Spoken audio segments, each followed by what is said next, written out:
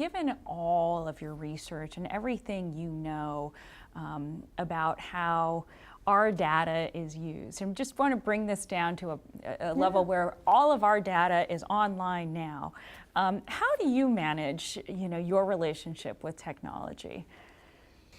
So a lot of what I do personally is thinking about why I'm using something and what I'm using it for and what are the decisions I can make to adjust. I'm a geek.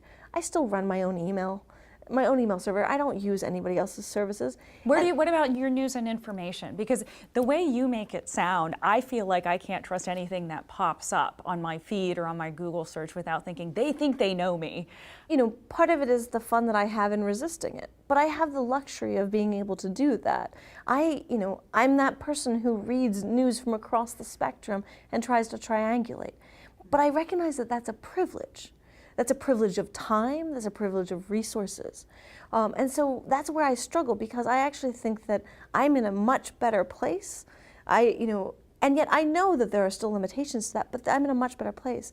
My challenge is how to make certain that other people don't necessarily need to have that much time to be able to invest it in these activities. Well, part of it is just the education that's coming out of this interview, is that people maybe don't understand how their news feed populates, and by virtue of understanding it, maybe it will also cause them to consume news differently. But it's also, what do you do to purposefully decide to get information that contradicts your views? Can you stomach that? Right? Because this is the interesting challenge. Most people, when they consume news that contradicts their views, double down on their own worldview.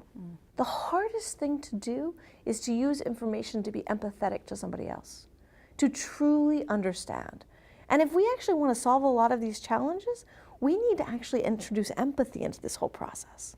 Do you feel that democracy is at stake with the way these platforms are shaping how news is distributed and consumed?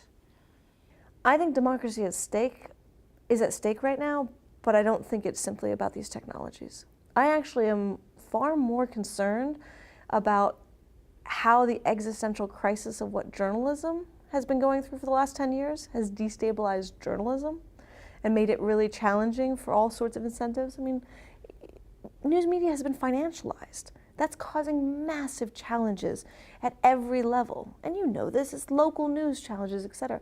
That content then feeds through social media and gets magnified. That makes it all the more worse. But I think that, the biggest challenge to democracy, which again we've seen throughout history, is polarization. And there is no doubt that mainstream news media, social media are magnifying that polarization. But it's not just them. It's our political processes, it's our instability economically, it's our financialization. So part of it is, for me, is to not see any technology as the single silver bullet. If I make Facebook go away tomorrow, we won't have solved any of these problems. These problems are much more endemic. And Facebook is one way to see it, but it is only one piece of that puzzle. And what it does is it scales the other pieces. And that scaling is where we're really forced to contend with it. And I would argue that's our political state right now. Like I said, racism isn't new in this country, but boy has it scaled in the last 6 months in terms of its visibility and the pain that it's causing so many people. The question is, do we have the political and social will to respond to that or not?